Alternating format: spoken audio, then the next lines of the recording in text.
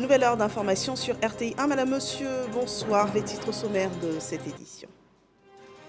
Célébration de la Journée nationale de la paix, du souvenir et du pardon, une 26e édition commémorée dans l'ouest du pays à Djuekwe, en présence du Premier ministre, qui a livré le message du président de la République axé sur la paix et la cohésion, gage de développement en Côte d'Ivoire. La mise à jour de la liste électorale, la CEI appelle à la contribution des rois et chefs traditionnels. À Yamoussoukro, les gardiens de la tradition ont été instruits sur le mode opératoire de l'opération de révision de la liste électorale qui démarre le 19 novembre prochain. Et à l'international, le G20 s'est ouvert à Bali, en Indonésie aujourd'hui. La guerre en Ukraine occupait une place importante dans les débats et le président ukrainien Volodymyr Zelensky s'est d'ailleurs exprimé par visioconférence afin de demander la fin de la guerre. Bienvenue dans ce 23h. La 26e journée nationale de la paix, du souvenir et du pardon célébrée dans l'ouest du pays à Djuekwe. La cité des éléphants a accueilli plusieurs délégations représentant les couches de la population ivoirienne au cours d'une cérémonie en présence du Premier ministre Patrick Achi, qui a livré le message du président de la République axé sur l'engagement de tous pour la pérennité de la paix, gage de développement. On le voit dans ce reportage de Alexis Ouedraogo. Quand le Premier ministre arrive ce mardi à Djuekwe, carrefour du peuple ouai, sa première rencontre est pour les chefs traditionnels. La région qui a connu les affres des crises qui ont secoué le pays est désormais engagée à pardonner. Si tu sois musulman ou chrétien, vous savez que là où il y a un amour, il y a la paix. Pour dire que Djuekwe doit être le havre de paix, quand la paix reviendra à Djuekwe, la paix va se portera mieux. Voici de l'amour. Des mots salués par le chef du gouvernement qui promet les rapporter fidèlement au chef de l'État. Cap sur une autre scène, la place publique de Djuekwe, où les populations ont répondu nombreuses à l'appel de la paix. La ville abrite cette année la journée nationale de la paix, couplée à celle du souvenir et du pardon. La mobilisation exceptionnelle de ce jour est la preuve édifiante que les Ivoiriens veulent la paix aujourd'hui, ils veulent la paix demain, ils veulent la paix toujours. Des mots soutenus par les élus et cadres de la région qui acceptent de se donner la main pour bâtir une région plus forte et unie. Allez donner la bonne nouvelle. Allez donner la bonne nouvelle à nos parents. Que ici, dans le Guémon, dans le Cavalier, dans le Tombi, nous célébrons la paix. La 26e édition de cette journée autour du thème se souvenir, se pardonner pour construire ensemble un avenir voit la participation de toutes les couches de la société, partis au pouvoir et opposition. Je voudrais lancer un appel à tous ceux qui sont encore en exil, afin qu'ils retrouvent leurs parents qui les attendent tant. Il est des autorités publiques contre les ouais, les paresseux. Mais je crois que dans la réflexion, c'est parce qu'ils ont choisi les travaux bureautiques et ils s'exportent facilement dans les autres régions qu'ils ne peuvent pas mettre en valeur leur terre. Je les invite donc à pouvoir s'approprier ces terres et à savoir qu'elles peuvent procurer de la richesse. Des mots embrassés par la ministre Anne-Désirée Ouloto, fille de la région. La République nous fait l'honneur de faire de Djuekwe ce 15 novembre la capitale de la paix, du pardon et du souvenir. Entrons avec dignité dans le cercle des grands hommes et femmes bâtisseurs de paix. Pour le ministre Konan Kwasi-Obertin, les pas réalisés par la Côte d'Ivoire pour renforcer la paix et la cohésion sociale sont concrets. En témoigne la présence du ministre tchadien de la Réconciliation nationale. Sans qu'on ne s'en aperçoive nous-mêmes, notre pays est regardé à l'international comme un modèle de réussite en matière de réconciliation post-crise. Rendons un hommage mérité au président de la République, à son excellence M. Alassane Ouattara, le grand architecte de l'œuvre de réconciliation qui est à son quasi-parachèvement. Quand il s'installe au pupitre, Patrick Achi rend hommage aux victimes des crises qui ont secoué la région. Une minute intense de silence. Ce mardi, sur cette terre de Djuekwe, son message aux populations se veut rassembleur. Le pardon, il résonne dans l'âme du grand peuple ouai, lui dont le nom premier Ouais Nyondi signifie littéralement ouais la pitié, Nyon l'homme, dit le cœur. Ouais Nyondi, l'homme qui a pitié dans le cœur. C'est ça le peuple ouais. C'est ça. Donc le peuple ouais, c'est normal. C'est normal que vous ayez des hommes de pardon, c'est normal que vous ayez des hommes de pitié, c'est normal que vous soyez des hommes de compréhension, c'est normal que vous soyez des hommes de partage. Et c'est pour ça que dans quelques années seulement, les gens viendront à Dieukwé et ne reconnaîtront pas Dieukwé. Et l'État va accompagner les populations tout le long de ce processus. Si nous aimons nos enfants et si nous voulons que demain, ils vivent mieux que nous et ils soient mieux que nous, alors il faut dans nos différences apprendre à reconnaître l'essentiel qui est le développement pour eux et la préparation de meilleur avenir pour eux. On ne peut pas s'entendre sur certaines choses, mais sur l'essentiel, on peut s'entendre. Les gens veulent de l'eau, les gens veulent de l'électricité, les gens veulent des rues, les gens veulent des écoles, les gens veulent des centres de santé.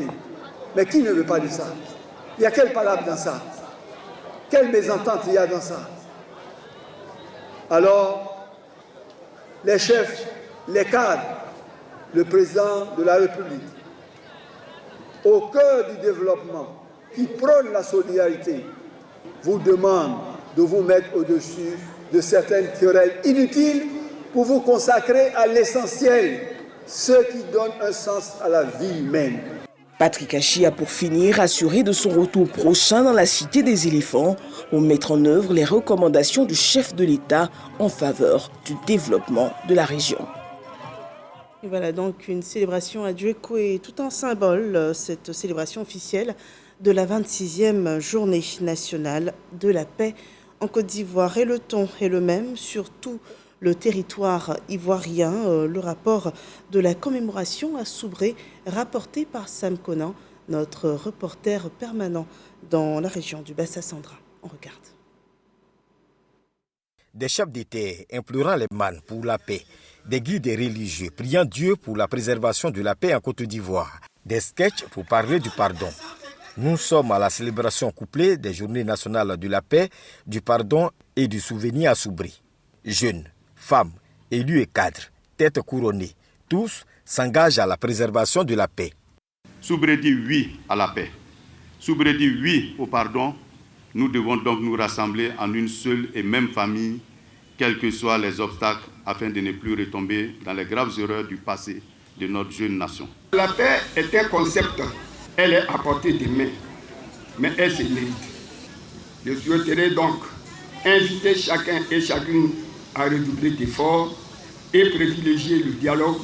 Pour le ministre-gouverneur du district autonome du Bassa-Sandra, Philippe Légré, initiateur de cette rencontre, c'est seulement dans la paix que le développement peut se faire.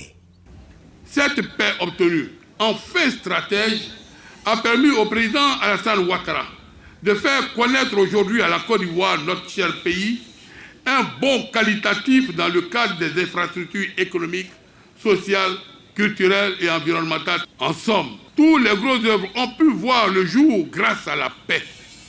La paix et encore la paix.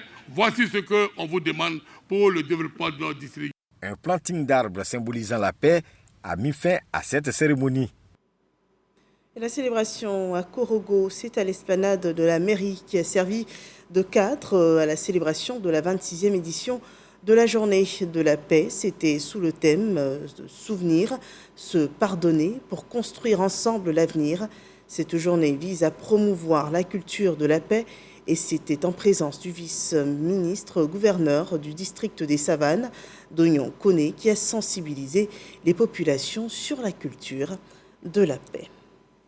Nous poursuivons avec cette 26e célébration de la journée nationale de la paix en Côte d'Ivoire. Dans la ville de Feu-le-Président, Félix Houphouët-Boigny, artisan de paix, là-bas, cette journée a été dédiée à des prières pour la Côte d'Ivoire et ses dirigeants. Kader Sogodogo. Esplanade de la basilique Notre-Dame de la Paix de Yamoussoukro. Plus de 2000 fidèles chrétiens rassemblés pour une veillée de prière. Thème: si mon peuple, celui qui est invoqué mon nom, s'humilie, prie et cherche ma face et se répand de sa mauvaise conduite, moi, du ciel, j'écouterai, je pardonnerai ses péchés et je restaurerai son pays.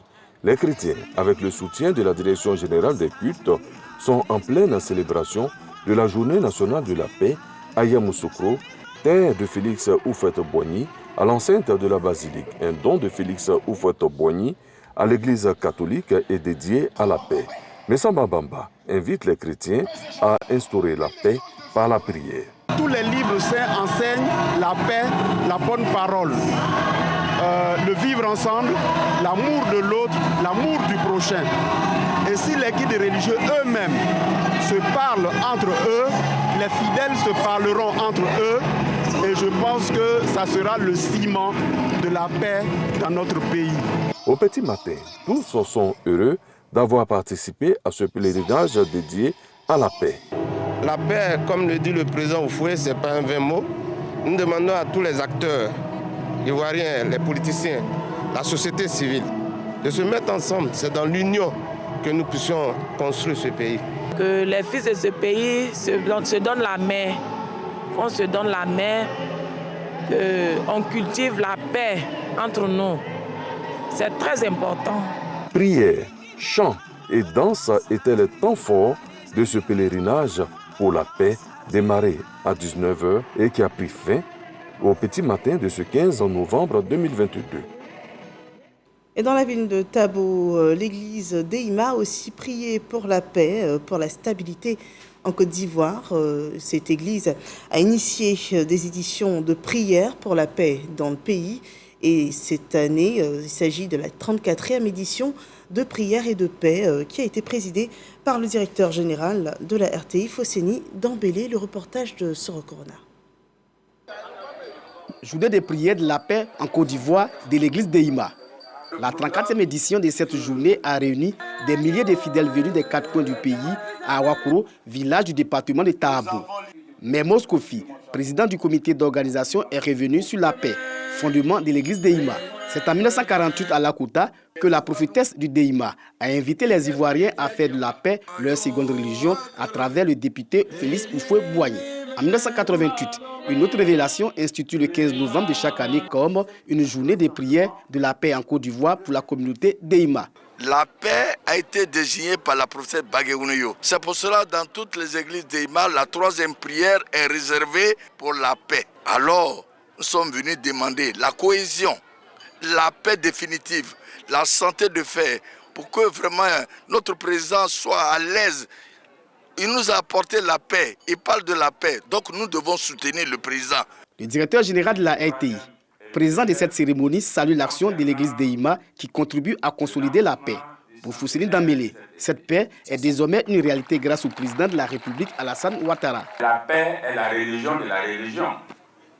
Parce que sans la paix, il n'y a pas de religion.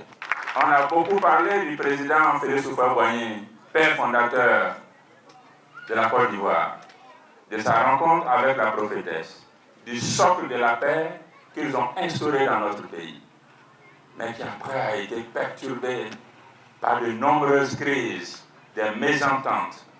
Mais aujourd'hui, avec l'avènement du président Ouattara, nous sommes en train de retrouver et de consolider cette paix et cette cohésion dans notre pays. Le représentant du ministre de la Santé, de l'Hygiène publique et de la couverture maladie universelle, parrain de la cérémonie, souligne que sans paix, aucun développement n'est possible. Vous, Église d'Eima, êtes le socle sur lequel nous devons bâtir notre Côte d'Ivoire.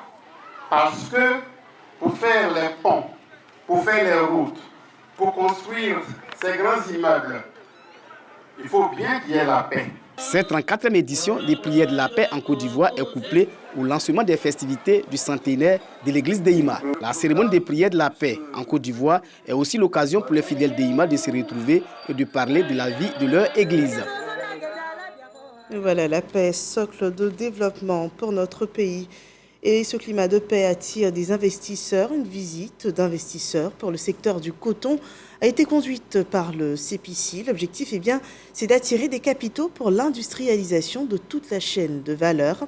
Notons que la Côte d'Ivoire, deuxième producteur africain de coton, exporte 90% de sa production et en transforme que 2%. Une mission de positionnement, donc des opportunités d'investissement pour l'industrialisation, selon ce rapport de Mamadou Kouassi. Deuxième pays producteur de coton en Afrique, la Côte d'Ivoire veut accroître son taux de transformation estimé aujourd'hui à seulement 2%. Une volonté qui permettra à la nation ivoirienne d'être le hub du développement pour les filières textiles et habillement. Avant cette phase, des investisseurs européens, américains et asiatiques sont à Abidjan.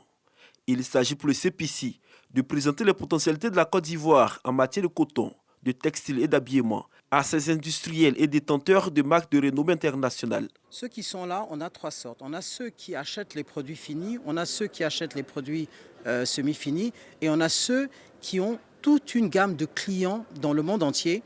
Et donc aujourd'hui, c'est vraiment une opportunité pour nous de pouvoir présenter notre savoir-faire, de présenter les infrastructures qu'on est en train de mettre en place, de présenter les avantages qu'on met en place aussi pour accompagner le secteur, pour qu'ils puissent vraiment s'imprégner des vraies réalités. Président de cette rencontre dénommée Roadshow, les ministres Suleiman Diarra-Souba et Kobeno Kwasi Adjoumani ont rassuré ces investisseurs du climat d'affaires favorable et surtout des mécanismes de croissance de production du coton ivoirien qualifié de bonne qualité.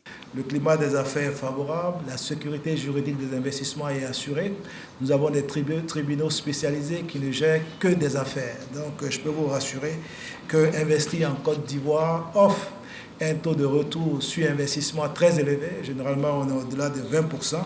Et il est bon de faire des affaires en Côte d'Ivoire. Je vous y invite à investir. Dans la perspective de la consolidation des acquis du zonage, la filière coton prévoit 570 425 tonnes de coton graines pour la campagne 2022-2023, avec une superficie de 475 354 hectares et un rendement moyen de 1,2 tonnes par hectare, et ce, malgré les problèmes récents avec l'irruption des jacides pour lesquels nous avons déjà pris des dispositions appropriées en vue de leur destruction. Ce forum a été l'occasion pour les différents acteurs de présenter les offres dans les domaines du textile et de l'habillement. Le tout adossé à la vision 2030 du président de la République, Alassane Ouattara. En plus du forum, une visite terrain de la zone industrielle PK24 et des rencontres B2G sont prévues à l'agenda de ces grands patrons du textile et des marques internationales.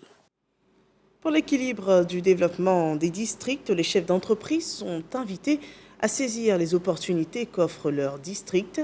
Une recommandation faite au cours des journées nationales des chefs d'entreprise qui se sont déroulées à Bouaké, une 5e édition d'un forum économique qui a pour objectif de redynamiser l'activité économique dans les villes de l'intérieur de la Côte d'Ivoire. Le point avec Kader Sogodogo. La vallée du Bandama vers une économie régionale et internationale. Rôle du secteur privé et de la diaspora. Les journées nationales des chefs d'entreprise JNSE, en ce qui concerne la 5e édition, aura comme centre d'intérêt la vallée du Bandama. 2 régions, le Gbeke et le Hambol. C'est Bouaké, chef-lieu de district, qui a abrité la cérémonie d'ouverture. Ce forum est une opportunité pour la valorisation des potentialités économiques, culturelles et touristiques des collectivités territoriales en vue de leur développement. Bouaké, le Gbeke, le Hambol, le district de la vallée du Bandama, une opportunité réelle. Des hommes d'affaires, des hommes dont la signature peut changer un destin, sont là pour passer au peigne fin les secteurs où l'on peut injecter des devises. Au nom des approches de solutions, il conviendrait de mettre en place l'arsenal institutionnel nécessaire en matière de renforcement des capacités des entreprises, de responsabilité sociétale, en matière de sous-traitance, afin de favoriser la redistribution aux populations des fruits de ces richesses locales. De Bouaké à Katiola, les JNCE viennent comme une bouffée d'oxygène. Toutes les villes du district, et en particulier Bouaké, seront durant ces jours-ci au centre des préoccupations nationales en termes d'opportunités de développement et d'investissement. Faire du district autonome de la vallée du Bandama, à l'horizon 2030, le pôle économique le plus dynamique et le plus attractif pour les investisseurs, tant nationaux qu'internationaux. Le haut patron de la 5e édition des JNSE, le vice-président Timoko Miliette Kone, est représenté par le ministre du Commerce, de l'Industrie et de la Promotion des PME, Souleymane Diarra-Souba. Le choix du district autonome de la vallée du Bandama pour l'organisation de cette 5e édition de ces journées apparaît stratégique au regard des nombreux atouts et potentialités que regorge ce district. Je reste convaincu que de ces échanges sortiront des conclusions et recommandations qui pourront ouvrir des perspectives heureuses, notamment des opportunités d'affaires dans le district autonome de la vallée du Bandama, avec la création de nombreuses entreprises et emplois décents pour les femmes et les jeunes. Panel, rencontre B2B, visite, conférence, un programme bien alléchant a été conçu pour cette 5e édition dont la cérémonie de clôture est prévue à Katiola. Et nous parlons à présent de transport. Le processus de renouvellement du parc automobile du transport public est en cours. Dans la politique de la Côte d'Ivoire solidaire, 50 nouveaux taxis-compteurs ont été remis à des jeunes Ivoiriens issus de la diaspora.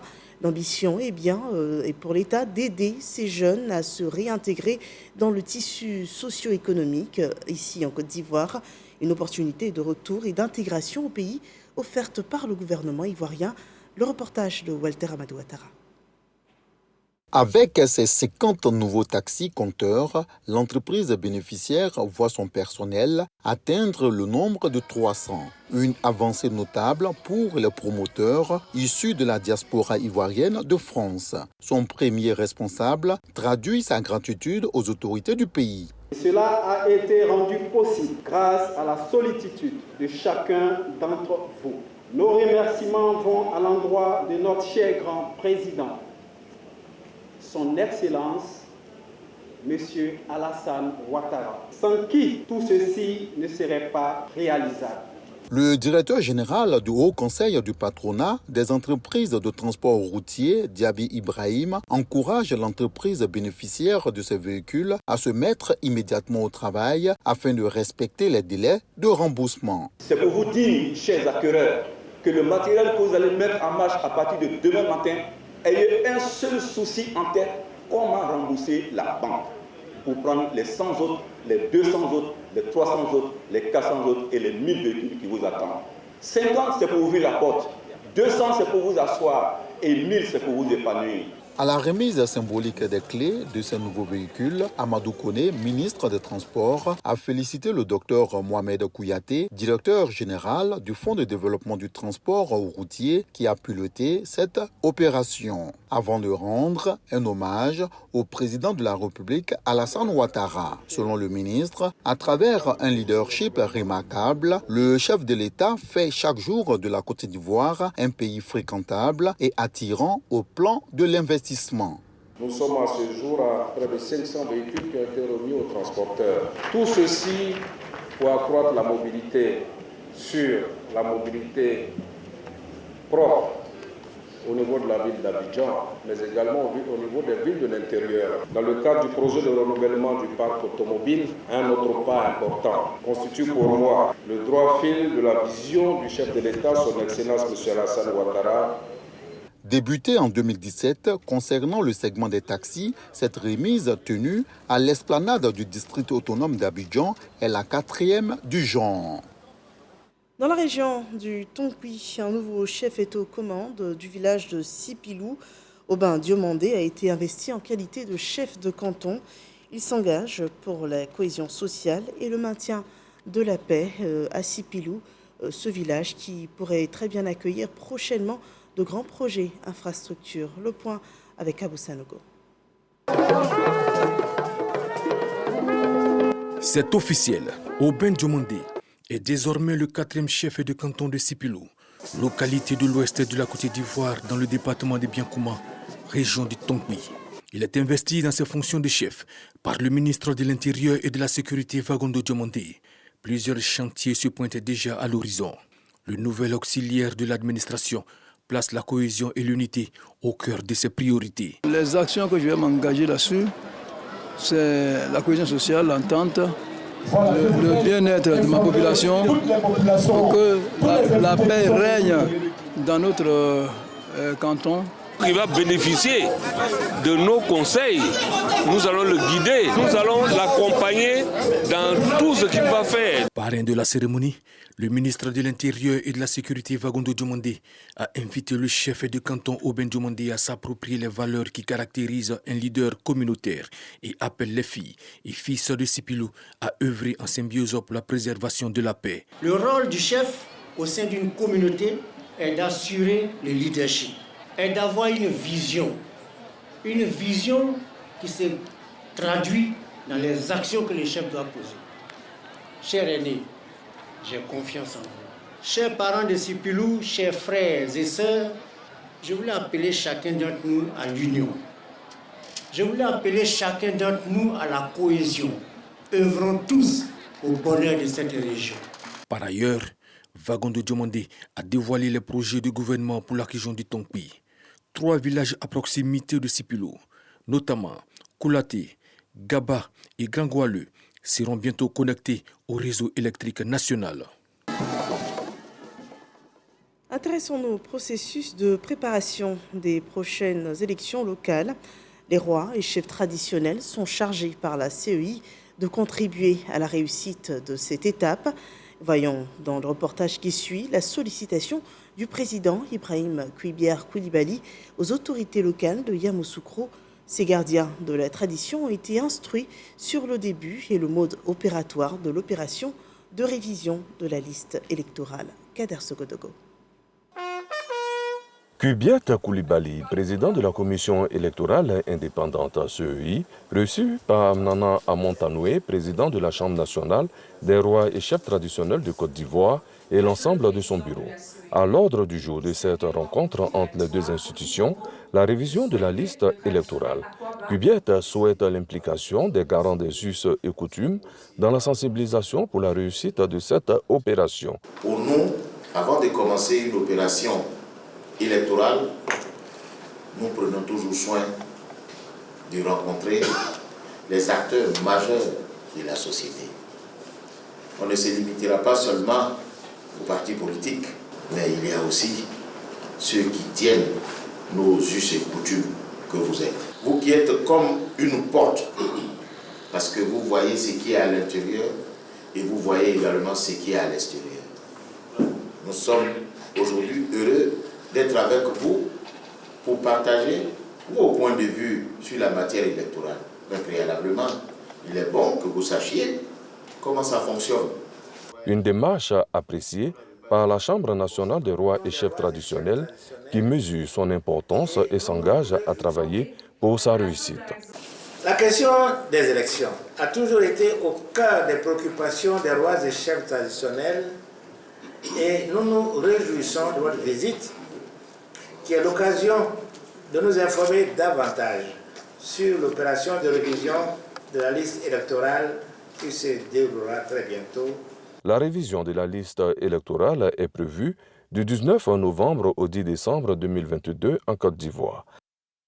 Nous parlons politique à présent. Dans le Moronou, la section du RHDP devra compter de nouveaux membres. Ils sont issus de différents partis de l'opposition ivoirienne et s'engagent désormais sous la bannière du parti politique au pouvoir. Alexis Ouedraogo.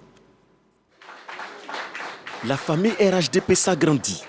Plusieurs dizaines de militants issus des partis politiques de l'opposition de la région du Moronou y ont déposé leurs valises. En présence de l'inspecteur général d'État, Awandoli Théophile, et de Gilbert Kafana Kone, président du directoire du RHDP, ces nouveaux militants ont indiqué être venus prendre leur place dans le train de développement en marche sous la houlette du président Alassane Ouattara. Nos oreilles entendent, nos yeux voient. À présent, nos bouches professent que son Excellence M. Alassane Ouattara est en train de transformer de façon spectaculaire notre pays. C'est pourquoi nous, anciennement militants et responsables locaux de divers partis politiques dans le Moronou, décidons aujourd'hui d'y apporter notre modeste contribution en prenant place dans le train de développement. À ces nouveaux venus, Awandoli Théophile a souhaité la bienvenue. Nous avons cette chance qui sont nombreux à vouloir venir au RHDP. Merci, chers frères et sœurs. Vous avez fait le bon choix. Vous avez fait le bon choix et je voudrais que vous-même vous applaudissez. Des mots soutenus par Gilbert Kafana Koni. Je voudrais vous demander d'accueillir ceux qui viennent d'arriver, ceux qui vont arriver, et qu'ensemble nous nous donnons la main pour faire la tâche et qu'en 2023, 2025, que nous soyons toujours les meilleurs. Selon l'inspecteur général d'État, cette adhésion massive au RHDP est à la fois le fruit de l'engagement des élus et cadres du parti, de la région et des actions de développement du chef de l'État au profit des populations. Par ailleurs, il a invité les élus et cadres de la région du Moronou à s'impliquer dans la révision de la liste électorale afin de s'assurer de l'enrôlement des militants, surtout des nouveaux majeurs.